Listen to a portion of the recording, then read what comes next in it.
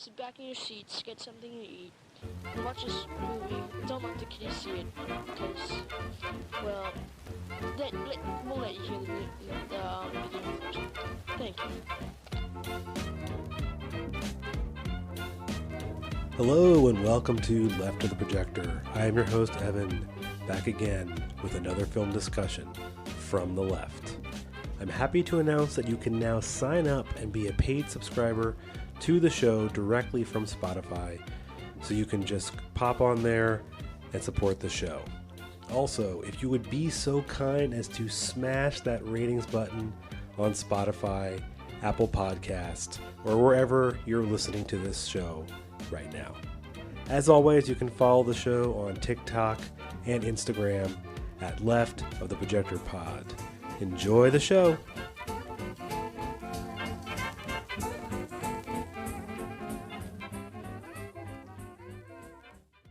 All right, we will get into the discussion this week on the classic 1978 George Romero movie, Dawn of the Dead. And back to discuss this film with me is returning guest Cole. Thanks for joining me. Thank you for having me again. Yes. I know when we were discussing another movie to do, you had mentioned one of the other films in this sort of trilogy. We landed on Dawn of the Dead, and I think it was a good choice because this movie, aside from being just a great movie altogether, I think it has some pretty interesting themes to discuss. I mean, have you always liked this movie, and has your feelings kind of changed over time? Because I know for me, like when I watch a movie now, all of a sudden my frame of reference is much different.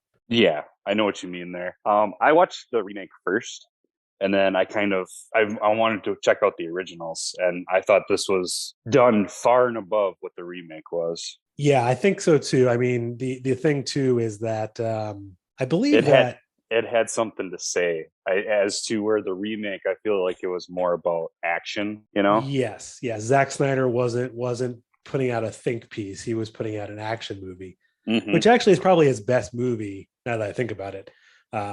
But yeah, Romero had a lot to say, and I think going right into the beginning of this movie is we'll trace a lot of the movie as it happens, but the plot is pretty straightforward. You have sort of the downfall of sort of society with the growing threat of these undead zombies, and you have eventual four protagonists that will basically be with us for the majority of this movie, with the exception of the first couple scenes, and then they end up hiding out at a mall for the majority of the film, which lends a lot of interesting ideas, especially given when this came out. But I think we should start out from the very first scene where we have a politician on TV discussing with sort of a scientist sort of about the merits of what's happening in society. And I don't know, did you outline, or sorry, outline's the wrong word. Did you sort of trace this to what we're kind of seeing today? Absolutely.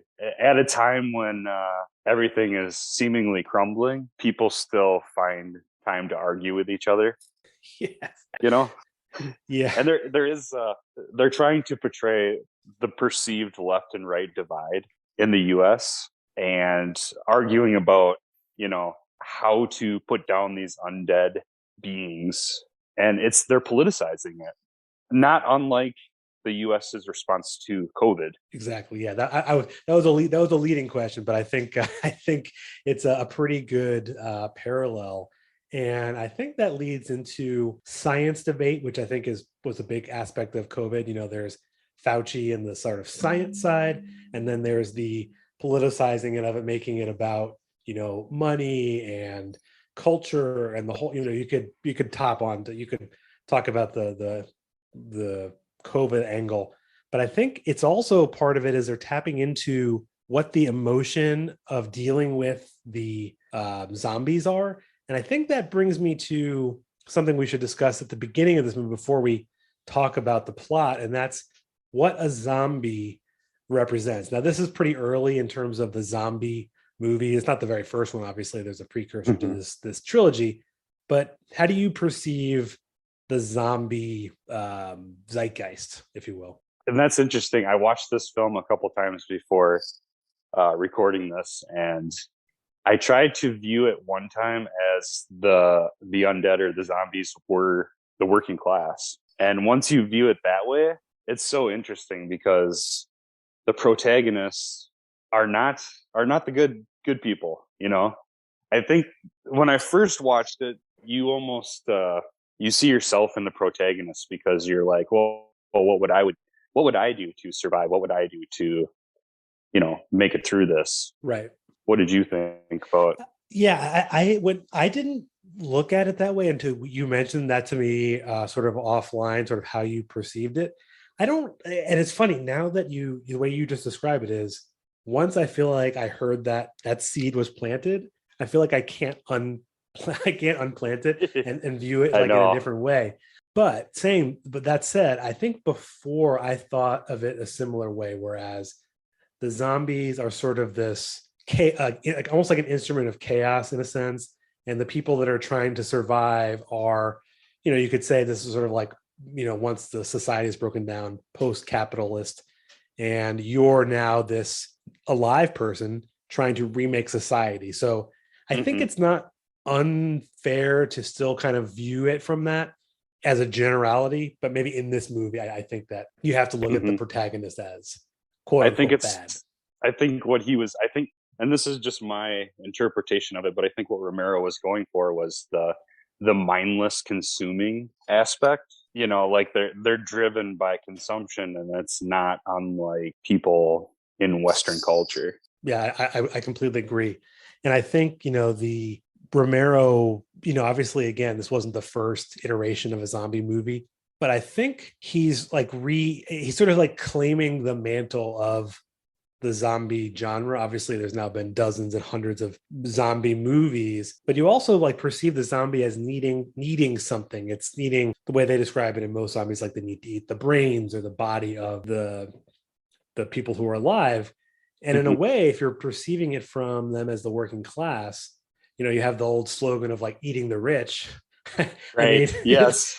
That's what I thought about the entire time I was watching it, from that perspective, that the protagonists and the living are basically capitalists trying to rebuild, as you said, like rebuild society as they know it, you know, as it's the only thing they've known as capitalism. Right. And actually, you know, I'm thinking of this just as sort of the, you know, you think of TV shows like Walking Dead is one that comes to mind just because it's been on for a number of years, similar kind of world. And they tried to rebuild the world sort of in the later, I don't know how far, if you've seen it or not, or fans out there, I've sort of stopped watching it. But I feel like they want to try to remake the world in their own image. And it's not a capitalist image, but it's a world of, you know, equity in some sense, but there is still violence. Right. The thing that they kind of, the very end of this opening scene is they mention that they need to declare martial law. And we should, at the outset, say this film takes place in the Philadelphia area, you know, within the downtown part of Philadelphia, and they declare martial law. And so you think in your head, the right-wing pundit from the media side is like, yes, we need to declare martial law. Oh, okay, right. Sorry, yeah, and then it immediately switches to what martial law actually looks like. So then you see the scene of police about to raid like a low-income Section 8 housing, and they're being ruthless and brutal about it. Yes, they are essentially going into this majority Black, you know, housing complex and just ready to just shoot them up. They don't really care that they're actually there to take them out. They're taking them out in a different way. Right. And a lot of the officers like express joy in doing it. You know, they're being super racist about it too. Yes. Yeah. There's a couple very racial comments made by one of the cops who eventually meets his demise. But I think it's a very raw look at, you know, especially in the, you know, I know this is late 70s. It's not like the, you know, the civil rights movement is not, I want to say it's over. It's never over, but the kind of the peak of it was over.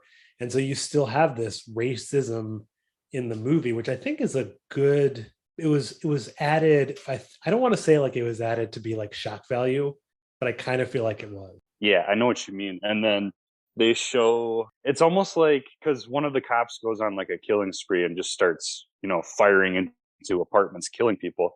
And they show Peter, which is one of the protagonists, put him down, take him down. So it's almost like they're saying that, hey, don't worry, guys, there's cops that are holding other cops accountable. That's kind of how I picked up on it. But they're almost trying to humanize Peter and Roger, because they're two of the protagonists, but they are cops. So that's why I keep saying, like, all the times that I've viewed this before, a number of years ago, I've always thought of the protagonists as good guys. Yeah, I mean, you're right. The two of the four protagonists in this movie you mentioned are a white cop and a black cop. And then sort of you could also refer to them, as cops at this time, probably, pretty working class. They're not wealthy, and they're getting by, but the cops weren't any really different than in 1978 than they are in 2022.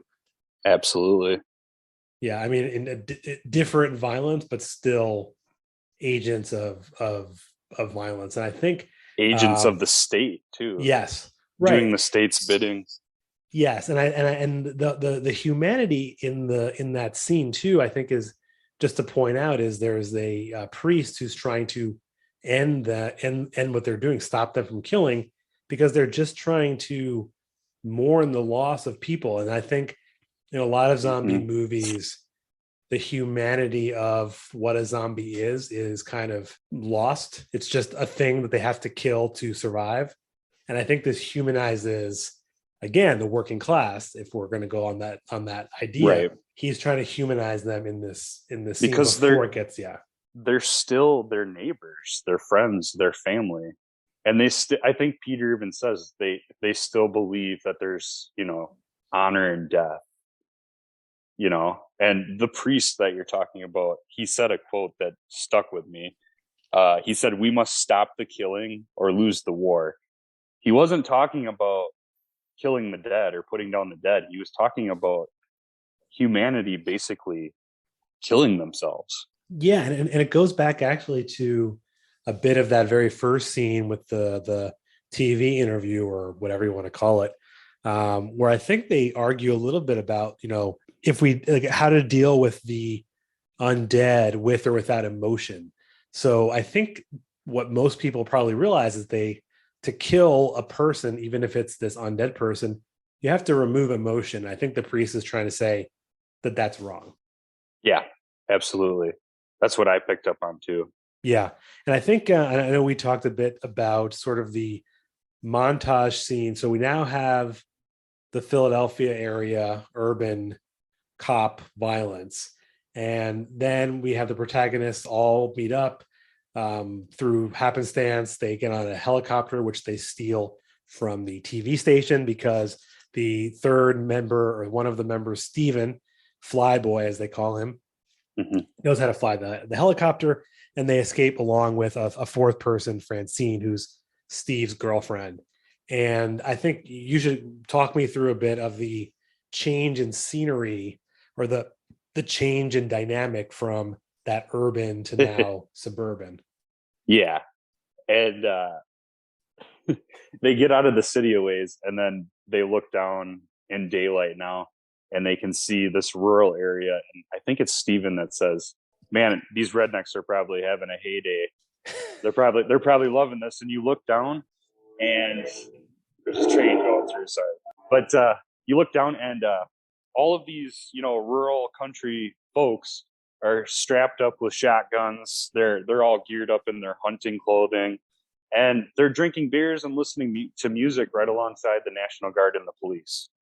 So it's like a stark contrast between how these mostly white men are treated compared to, poor people living in urban areas. And then they also are they're like doing like basically target practice on the undead zombies. They're kind of roaming around, because for them it's almost like a game, and they're enjoying it. Yes, they're enjoying, like, because that's another thing I picked up on. It's a stark contrast between, like, even what the priest said, like, these are still our friends and family. There's still dignity in dying, but these people in the country, it's sport to them.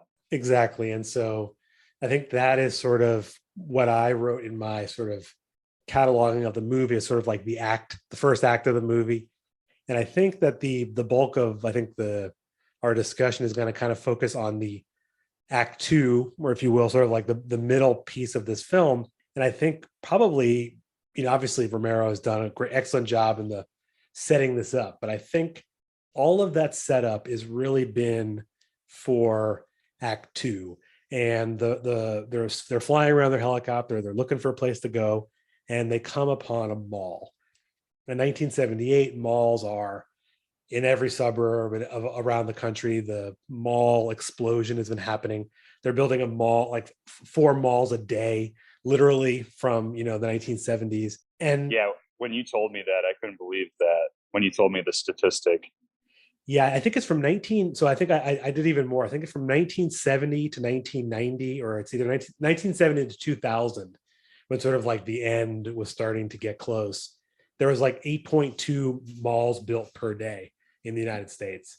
And it's just every town has a mall. I grew up going to the mall as a kid, going to the arcade. But I think the meaning of the mall is pretty hard to ignore. It's like sort of a symbol of commercial capital, capitalism, shopping, whatever you want to call it. It's like they're trying to push consumerism on people, but they're like, hey, this is a communal space. Come on in. You can hang out together. There's arcades in here, but as long as you're spending money. If you're not spending money, then get out. Right. And being that it's in the suburbs, especially in the 1970s, as we just talked about, the differing urban and suburban, it's primarily catering to white middle class, upper middle class group. It's not for everyone. It's the certain people they want hanging out in their mall. Mm-hmm. Yep. But I also noted here the song they play when they land on the roof and they're looking in through like a skylight into the mall, because that's the only way you would know that you're actually like in society, is if they didn't have those big skylights at the top of the mall to see the sky. Right. I always remember that from malls. But they look down and they play this music that it's like inviting, you got to come in. Yeah, the music is so great too. That synth, that like 80s or late 70s, 80s synth that they play throughout the entire film. Yeah, and then so they're trying to decide what to do. I know we're kind of going to get into the sort of commercial aspect of the movie. Was there anything you wanted to add about, just the mall, or sort of leading up to as they're sort of coming upon it? I guess I think that was pretty much it. The only thing we had talked about is the seemingly weird, out of place emergency ration stations that were all like, because they climbed down into the mall through this like extra rooms that had just MREs and emergency equipment. Yes, that's right. And yeah, so it's super weird. There's box after box of emergency rations. And I think we discussed this a bit, but my theory on it, or my thinking of it, was late 1970s, Cold War, they're prepping all of these commercial zones for potential, threat of nuclear war. I guess they can all go hide out in the mall and have their rations. Or maybe I think you said this, and so I don't want to take credit for it. You said that the mall being the place that everyone is going to meet at, it makes sense for that to be the place where they could collect their rations.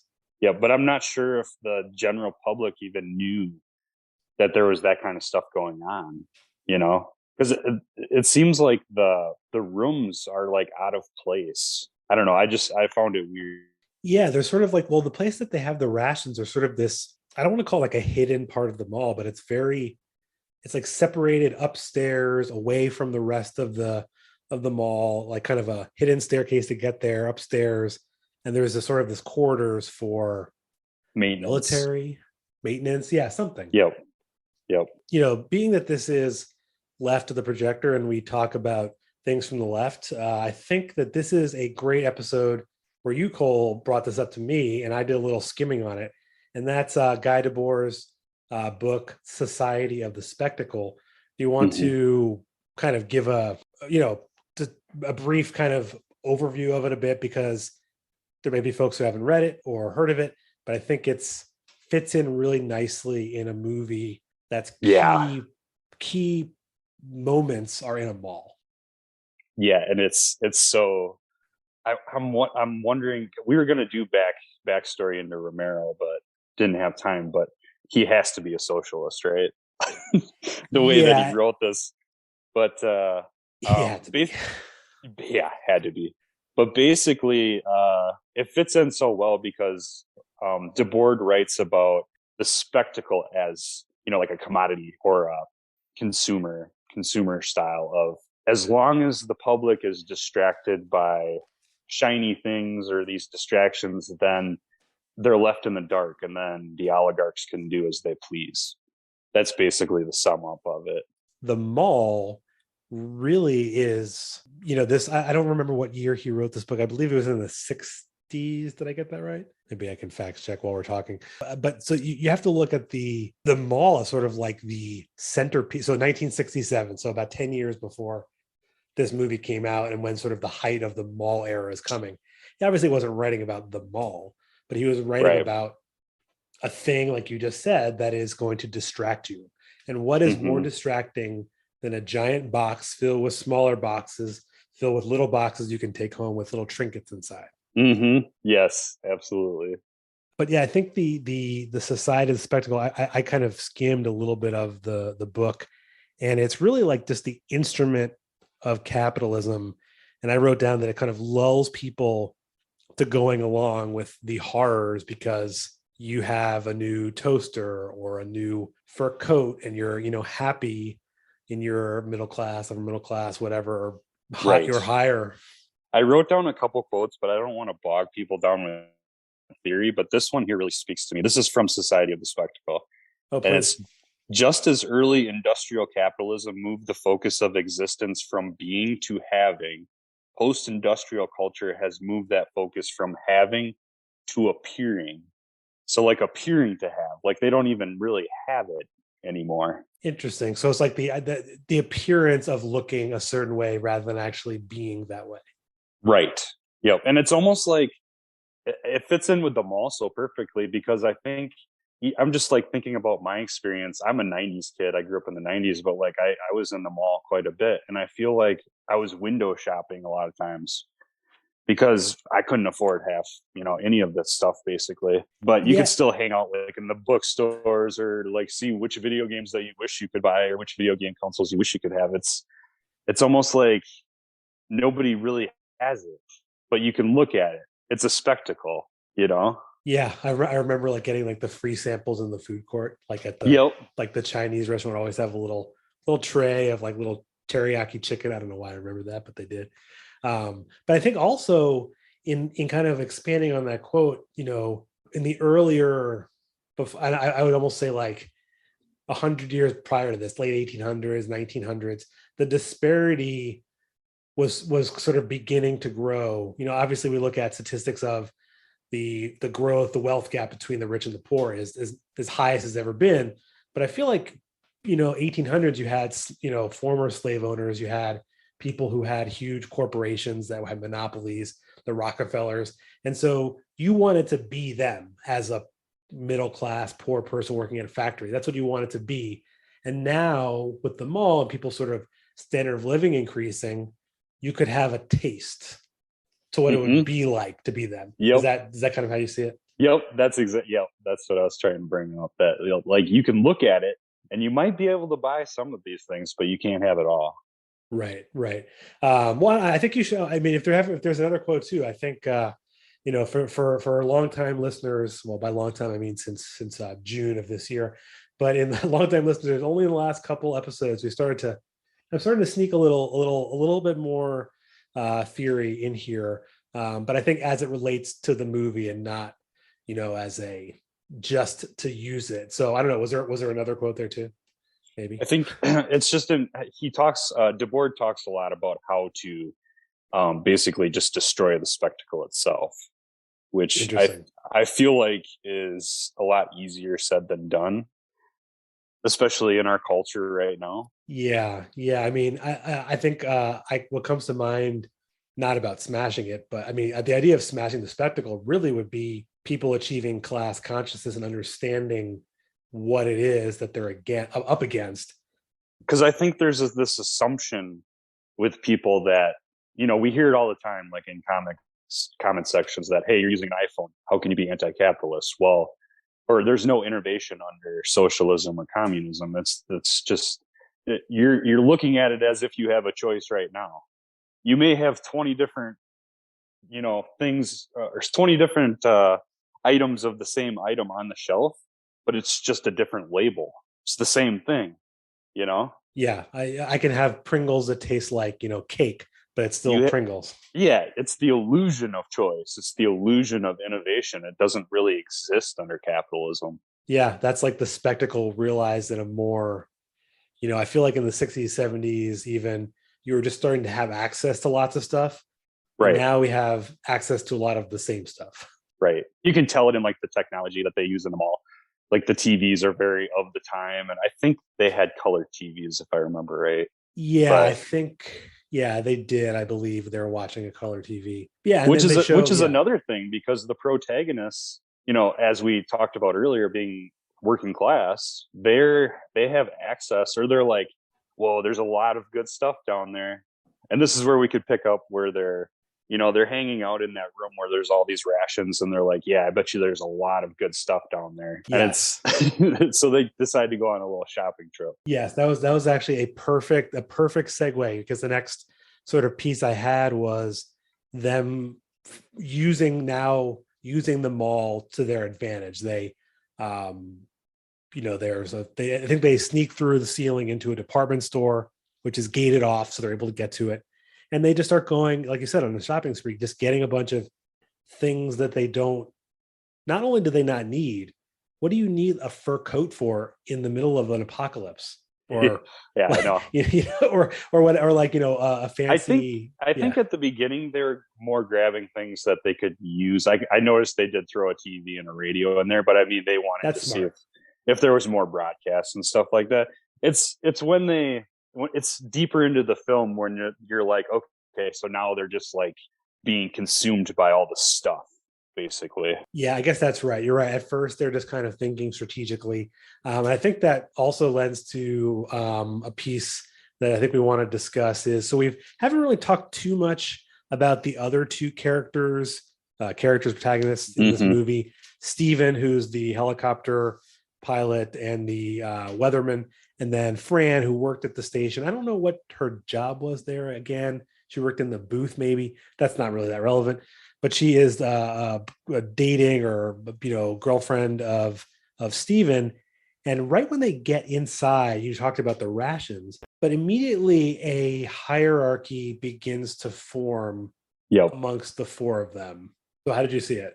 It's almost like it's already established, like it's unspoken between them. Yes. And then, and then we alluded to the fact that Fran is pregnant. So when Roger and Peter find out about that, it's almost like instantly it's like a liability. Everybody sees it as a liability. Because I think even Peter mentions like, how far along is it? Because I know how to, yes, I know how to do abortions. So, and it's also, like they're deciding that without her being in the room. And then she says that, I'm sorry you found out I'm pregnant, but I want an equal vote. I'm not going to be den mother. And I think Roger and Stephen both being white men are like, they kind of like stick their nose up to it right away. Peter's the one that's like, yeah, that's fair. Definitely. Yeah. But then, being as a Black person and, not having the same standing in society, to be honest, wants people to have this. He wants that for her and for them, because I think it also elevates himself in a way. Yes. Yeah. I picked up on that too. Yep. It's almost like they almost share like a bond of different levels of oppression, Yes. Definitely in different ways, but definitely both a different kind of oppressed class. Right. They almost treat her like she's disabled Yeah. Yeah. Like they could teach her. I think later they teach her how to use a gun. I believe later on. No, do they? No, they don't. Yeah. They do, because I think Peter mentions that we're going out and you're not going out with us until you like learn how to handle yourself. Right. Which at first I think she's resistant, but realizes, But also she's smart, because she's like, yeah, as long as we're doing that, I want to learn how to fly that helicopter. So she's thinking like, 2 or 3 steps ahead of everyone, because I don't think she thinks that this is going to last. No, she doesn't. And I think we'll get to in a little bit. I think it's worth bringing up. So out of her, I feel like she is, I want to say that her and Peter are both kind of a voice of reason. But I think beyond, Peter also has his moments where I think he gets caught up in it. Whereas I think Fran doesn't. And I know we also, we talked about I guess we've been kind of talking about this already, the hierarchy. But we didn't mention sort of the idea of patriarchy here, which I think makes sense at this time, because one of the plots or the plans they have to get rid of the zombies from coming into the mall is to put trucks at all the entrances to the mall. And it's a decent plan. Roger goes overboard and he kind of does too much, ends up getting bitten, which eventually it's his death. But you mentioned sort of how that fits into patriarchy. Do you want to, sketch that out? Yeah. And it's interesting that the 2 white men are the ones that don't make it, because I personally think that a lot of men don't like to admit it, but patriarchy hurts men just as much as anybody else. And I think Romero is brilliant in the writing in that. Roger loses his life because he's not. I think all of them have varying degrees of PTSD, and they're not dealing with it, not talking about it. And you can see that Roger's unhinged. And I think even Peter says like, hey man, we don't have to do this today. Like we can put like a truck a day, we don't have to do it all right now. And he's like, no, I'm good. Well, he wasn't, and it cost him his life. Yeah. And I think that is true, that, you get the sense of people often, patriarchy is very, we don't need to get into it too deep, as we could have a whole episode, many episodes, a whole show on that. But it does, affect the men, because they're trying to subjugate women and other people in it. And because in doing so, it makes them vulnerable. And they also do it because they are vulnerable. I think that shows here. So I think they're in the mall now. They've used their truck plan, and things seem to be going, I want to say okay, in the sense that they're alive, or most of them are alive. And now they're, using more of the resources in the mall. They're starting to now get these fancier comforts, eating, fancy cheeses and buying. I just said buying, using watches and stuff. Well, and then that's another thing. They go and like collect money, and I think Peter says like, you never know. Like it's like they're trying to like hang on to what they know is capitalism. It's like you had mentioned so many times outside of recording that they're hanging on to that for dear life. Yeah, it's funny. Like you think of capitalism and the accumulation of wealth and money and resources, and they're doing it despite the fact that they literally have all they're in the resources now is safe space and food, I guess you could say. Well, and then, we were talking earlier that the protagonist shouldn't be seen as good people. And I truly believe that after watching this so many times, that they sectioned off that part of the mall so nobody would know they were there. They wanted to be completely invisible, and it was, all intents and purposes theirs. They kept calling it, this is our mall. We took it. Yeah. They could have easily put signs up saying, hey, if you need help, we have extra supplies here. Or they could have even left supply caches, miles away from the mall. They still could have been anonymous and still helping people. Yes, they were not. They're being very individualistic, which I think goes back to the society of the spectacle, where people are made to feel as individuals as opposed to, a society. Even though it says a society. Peter even says when they're trying to figure out when they're trying to land on the mall, And I can't remember what Steven says, but he's like, and Peter's like, yeah, wait, we're not doing traffic reports up here, Flyboy. We're thieves and bandits. Wake up. Yeah. Well, we also forgot the line too. When they get there, they're asking why are all the people going towards the mall, and it's because they, you know, like it's something that's familiar to them. Where's the line? They can't find. Oh, this is why did they come here? Instinct, memory of what they used to do. I know that happened before, but I think it bears repeating. Yeah. Yeah, this was an important place in their life, Peter says.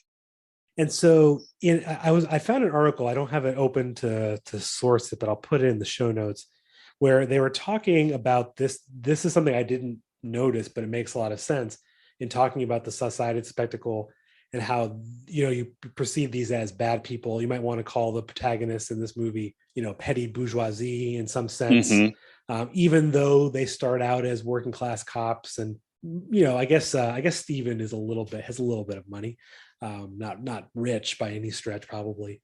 But in the movie, they are not using things in a way that would help them until there's a moment later where they access the hardware store in the mall and they start using the tools there. And in this article, it's kind of refers to this as sort of an act that would mean that they're using things that are actually of utility, of value, as opposed to unnecessary accumulation of commodities, of the crap in the mall. They're using the tools for what they're intended for. And it was almost like could have been a revolution where they use this to help people. Right. But they go back on their ways. Again, talking about commodity as a spectacle, as Guy Debord writes about. One of the things that really stuck with me in this film was when Roger is passed at this point, but Peter makes Fran and Steven a fancy meal. Yep. And Steven gives Fran a ring because they weren't married before all this happened. And Fran says, it wouldn't be real. We can't do this now because it wouldn't be real. So basically that's telling me that in their minds, none of this exists outside of capitalism, outside of consumerism, outside of the status quo. Their experiences now are almost like not human, you know? Yeah, it kind of exists in this like weird, I don't want to say bubble, but I guess I just said bubble, you know, right. In this mall. And how many times can we say the word spectacle in this episode? But yeah, you know, it's like it's like this, that was almost like a spectacle that was super hard to watch. I don't know if you felt that way. Yeah. Yeah, because it was uncomfortable. It was, because it's like, I don't know, like I just can't stop thinking about that, because it's like they could have easily just gotten married. Like, what is marriage really? It's just a proposal between partners. And I feel like capitalism it's turned it into this whole, you know, thing. Yeah, I mean, that goes back to patriarchy too, is in some sense too, of, you know, this is what Steven's like doing, the, you know, the honorable thing or something like that, because like this is what society says. And I say this as a person who's married, but you know, it's meant to be, he has to do that because that's what you're supposed to do. And Fran's like, this isn't, society has broken down. There's no state. I mean, I guess maybe there is at this point, but barely. And I think that's maybe when we should segue into, because this whole time the media they're still arguing there, but it's turned into like a drunken tirade between the perceived left and right divide of whatever's left of the state. Yes, they're watching in their like little upstairs fancy little condo they've established for themselves. They're watching the TV. And I wrote this down. I think this is from the TV. Maybe I'm wrong. Is they're talking about the two people arguing on TV. And I wrote that they're us. There's no more room in hell. Was that what one of the people on? Did he say that? Okay. Yep. And I think what he's referring to is the zombies, that they are them now. They are one. They are the same. Yep. And I don't think that is right. Yeah. I mean, yeah, I get what you mean. The line that stuck with me from that whole drunken tirade is one of them finally pipes up and it's like, this is not the Republicans or the Democrats, folks. This is the end of the line. That stuck with me because I think saying that in this time period in 78, I believe you said, That's kind of unheard of. Yeah, and I think in that same little line, he also says something about how like it wasn't one of the parties that got them into this mess. Like it's almost like beyond politics. Right. Which is, we had talked about this earlier, that it's similar to COVID.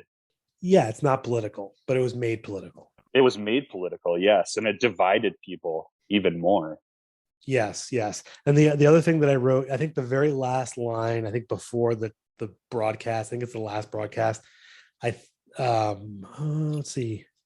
Oh no, I misspoke. So I think this is where I know this doesn't happen for a little bit in the movie. So the next thing that happens is this gang or the street gang that they uncover over the radio is coming, and they're going to raid and attack. I guess they don't know this exactly, but they're going to attack the mall. But I think we should jump ahead because I don't know we need to talk too much about that scene. But Fran says a little bit later is, what have we done to ourselves? Mm-hmm. She's completely distraught by everything. I think they keep going to the TV looking for broadcasts, even though there hasn't been any in weeks. They're drinking heavily. I think Peter and Steven are playing cards for Monopoly and passing around actual money, though, right? As if it still has value when it's not worth the money it's printed on. And that's interesting.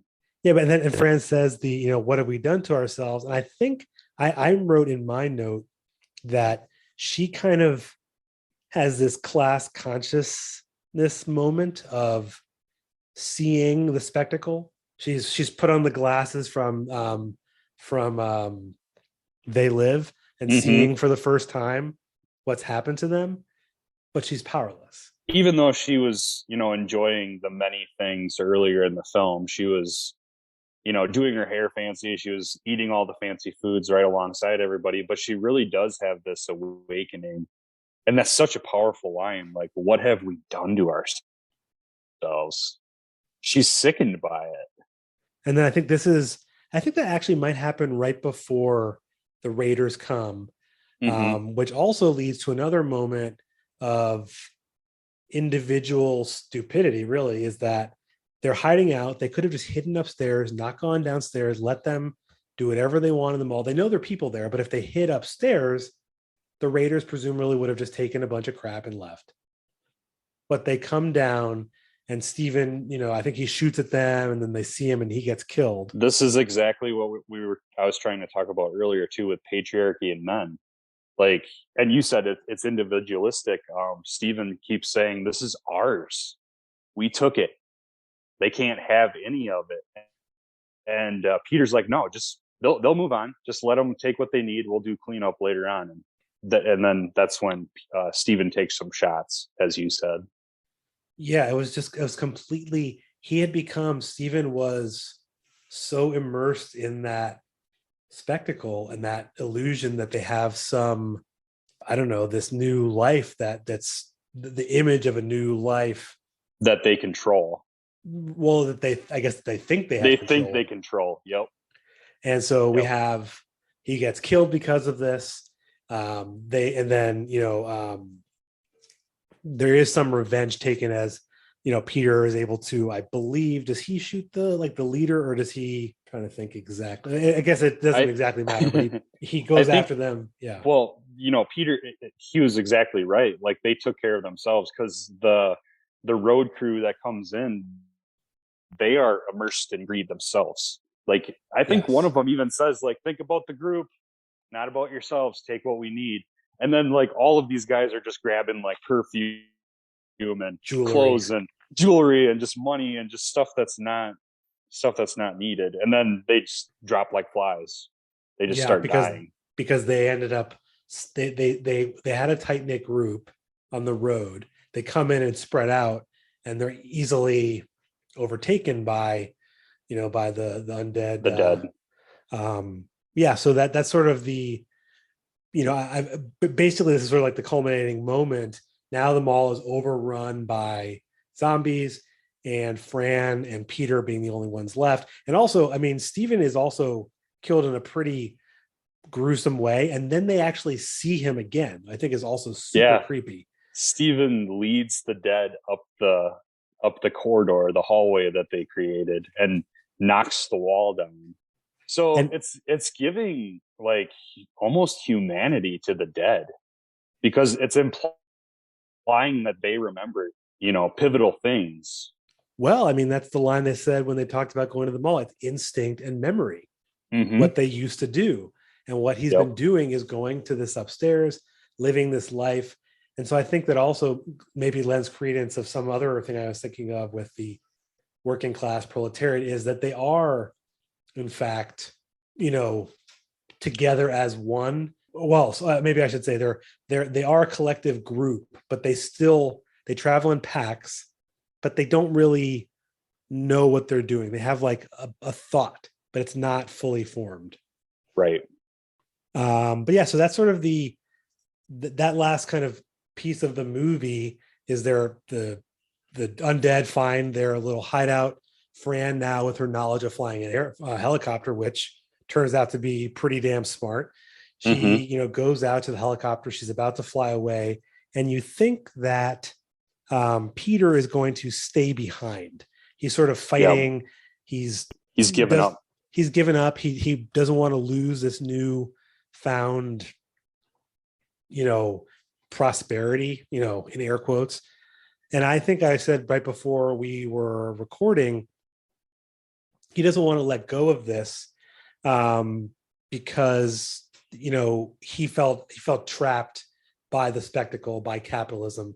And by leaving, he's letting it go. And it's really hard to let go. And another thing a common trope now is that people it's easier to see the end of the world, like through climate change, than the end of capitalism. And I don't want to say that Romero had that idea at the end of the movie where they kind of fly off into the distance. They don't have any gas left. You don't know what's going to happen. It just kind of goes dark. And so they can't imagine, he couldn't imagine an end. Even Romero. Yep. Just the dawn of a new day. Yeah. I mean, I might be throwing a little extra layer of on there, Romero. I don't know. I like movies that have that, especially horror movies, which I guess you could say this is a horror movie, that end with that ambiguity, in my opinion. I like that. Yep. I also thought it was interesting that when Peter's like, Fran's like, come on, Peter, let's go. And he's like, I don't want to go. Like, I'm tired. I don't want to leave this place. And he goes to the room where Roger dies. And I think him and Roger had like a really tight bond, because throughout the movie, he's always going to his grave site and, dropping some alcohol on his grave. Yeah. So it's almost like he had a connection, because, we've said throughout this thing that they're very hyper individualistic, but that's a moment where it's like he remembers his fallen comrade, and I don't know if that had anything to do with why he wanted to stay, or maybe, like you said, that maybe he was just so immersed in the spectacle itself that he was ready to give it all up at that moment. Well, with your point there, it almost being that he's also a police officer, and it's like the idea of you don't like leave a man behind. I know that's kind of like military, but I think it kind of bleeds over into kind of police. So maybe there's that. I think it was just he couldn't imagine a world beyond this world, because in his mind, the world out there is more fucked than it is in here, and it's pretty bad inside. Yep. So there's something to be said about that. But that's kind of the end of the notes that I have in terms of pieces. I know, there is probably a lot more to this movie and a lot more about zombies in general. And for people who made it to this end, this part of the episode, hopefully you did, there will be a bonus kind of Dawn of the Dead, but not Dawn of the Dead, talking about zombies and sort of the alt-right and some other things. We won't talk about them now because we could go on for a couple hours.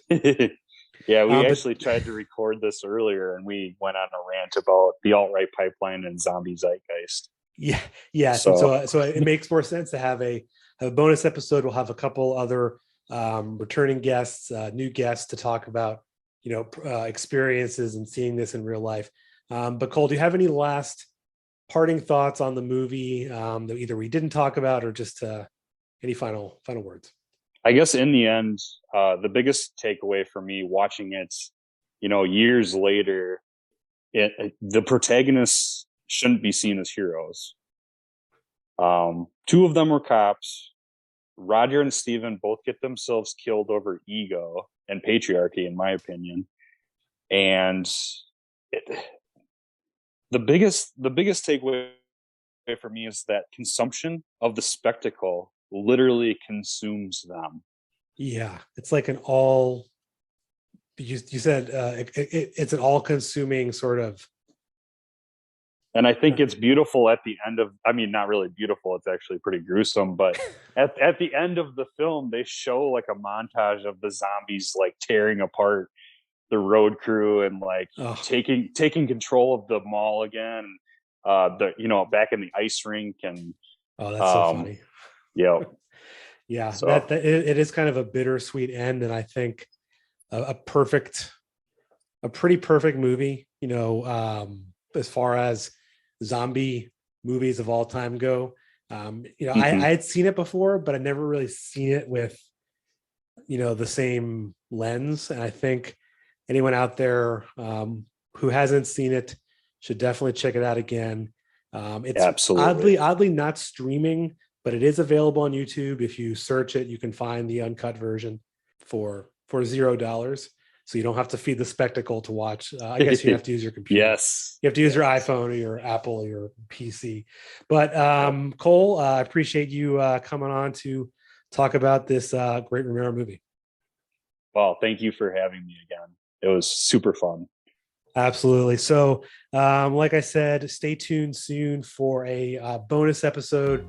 It won't come out the same week as this one, but it will be coming out in the near future as a separate, possibly Thursday release.